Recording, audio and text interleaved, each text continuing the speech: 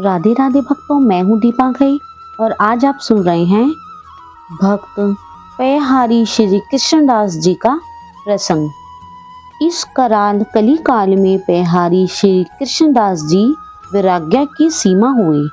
आपने अन्न को त्याग कर केवल दुग्ध पान करके भजन किया, इसलिए आप पयहारी इस नाम से विशेष प्रसिद्ध हुए। आपने शिष्य बनाकर जिसे अपनाया उससे याचना नहीं की, वरन उसे भगवत पद मोक्ष का अधिकारी बना दिया और सांसारिक शोक मोह से सदा के लिए छुड़ाकर अभय कर दिया। श्री पयहारी जी भक्ति तेज के समूह थे और आप में अपार भजन का बल था।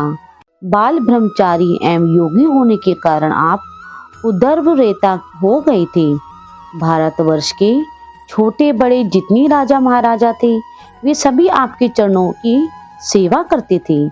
दधीची वंशी ब्राह्मणों के वंश में उदय होकर आपने भक्ति के प्रताप से भक्तों के हृदय कमलों को सुख दिया। जयपुर में गलता नामक एक प्रसिद्ध स्थान है जो गालव ऋषि का आश्रम माना जाता है।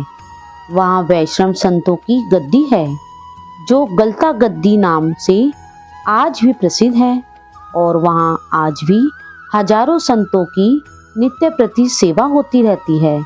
एक समय वहाँ के स्वामी श्री कृष्णदास जी नाम के प्रसिद्ध संत थे। ये दधीची के वंश में उत्पन्न दाहिमा ब्राह्मण थे। इन्होंने आजीवन अन्न के स्थान पर दुग्ध का ही आहार किया, जिसके कारण आपकी प्रसिद्धि पयहारी बाबा के नाम से हुई। श्री पयहारी जी महाराज सिद्ध संत थे। एक बार आप विचरण करते हुए कुल्लू की पहाड़ियों की ओर चले गए और वहां एक गुफा में बैठकर भगवत भजन करने लगे। अब उस निर्जन पहाड़ी गुफा में दूध कहाँ से प्राप्त होता, परंतु उन्हें भला उसकी क्या चिंता। चिंता तो उसे करनी थी जिनका वे भजन कर रहे थे, क्योंकि अपने भक्तों के योगक्षेम का भार तो वे ही वहन करते हैं। प्रभु प्रेरणा से पहाड़ियों पर चरती हुई एक ग्वाले की गाय झुंड से निकलकर उस पहाड़ी गुफा के पास चली आई और उसके स्तनों से पेय स्तवन होने लगा। पयहारी बाबा ने इसे ईश्वर कृपा मानकर अपने कमंडल में दूध एकत्र कर लिया और वस्त्र पूत करके पी लिया। गाय फिर से जाकर झुंड में शामिल हो गई। अब तो यह नित्य प्रति का क्रम हो गया। गाय आ जाती और बाबा जी को दूध मिल जाता। एक दिन ग्वाले ने गाय को गुफा की ओर जाते हुए देख लिया तो वह उसके पीछे पीछे वहां तक चला गया। वहां का अद्भुत दृश्य देखकर वह किंकर्तव्य विमूढ़ हो जड़मत खड़ा रह गया।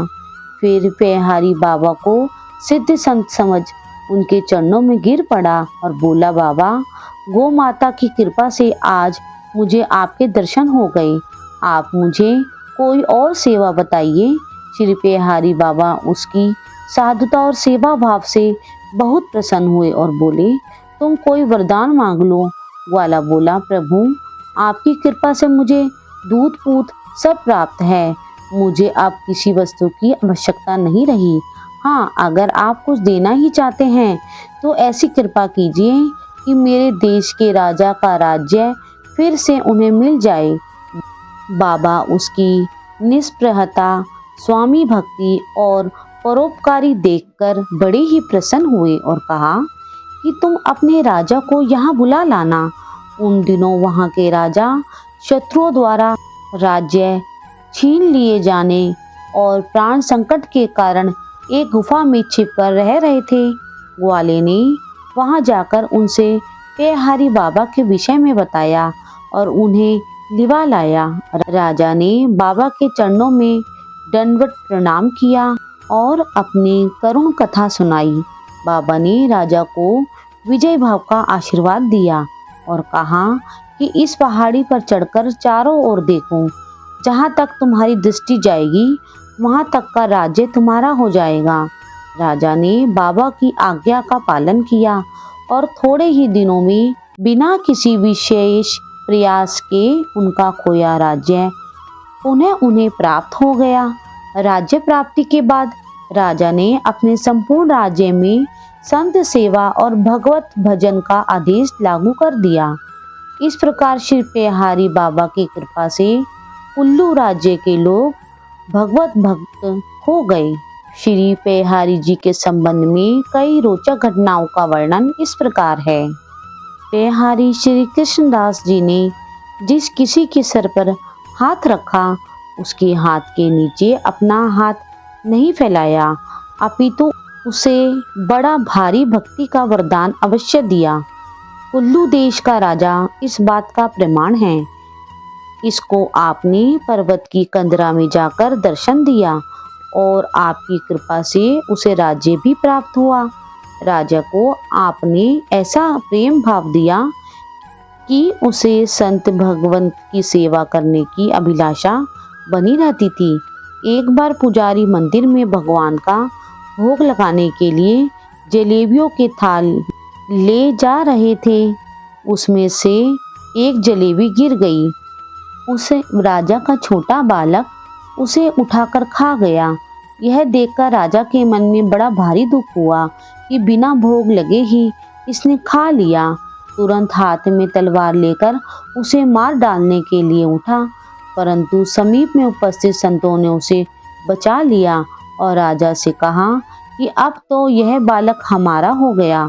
यदि आपको लेना है तो मूल्य देकर आप इसे रख लीजिए। श्री प्रियादास जी कहते हैं कि कुल्लू के राजा का यह पुत्र मेरे इस टीका के लिखने के समय तक विराजमान है। वह बड़ा भारी भगवत भक्त है। साधुओं की सेवा तथा उनका सम्मान करने में उसके समान दूसरा कोई नहीं है। एक बार अपने भंडारे की पंक्ति में एक संत की पत्नी को गर्भवती देखकर राजपुत्र ने 2 पतले दी और कहा कि गर्भस्थ बालक भक्त है और वह मेरा इष्ट देव है। मैं ऐसा मन में मानता हूँ, इसलिए दूसरा पत्तल दे रहा हूँ। कोई वैष्णव वेशधारी मनुष्य जूतियों को बेचता और गांठता था।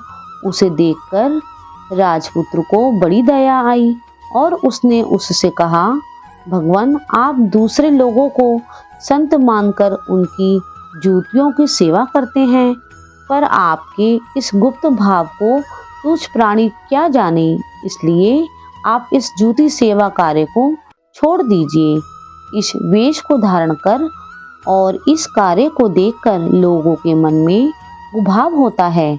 ऐसा कहकर उसे वैष्णव सेवा एवं स्वनिर्वाह के लिए बहुत सी खेत करने योग्य भूमि और धन दिया।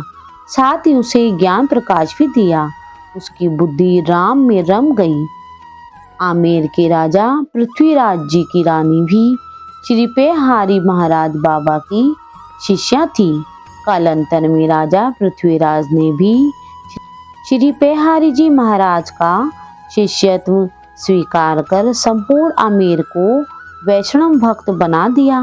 कहते हैं कि एक बार राजा पृथ्वीराज ने पेहारी जी से श्री द्वारकाधीश के दर्शन करने के लिए द्वारका चलने की प्रार्थना की।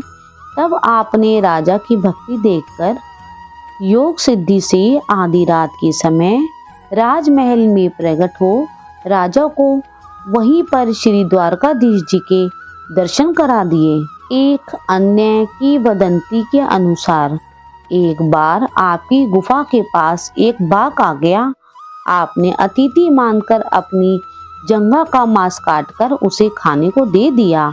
बाघ तो मांस खाकर चला गया, परंतु अपने इस आतिथ्य पालन रूप धर्म से उनके इष्ट देव प्रभु श्री राम जी से न रहा गया। वे कोटि काम कमनीय रूप में प्रकट हो गए और उनके सिर पर अपने कमल कर का स्पर्श कराया।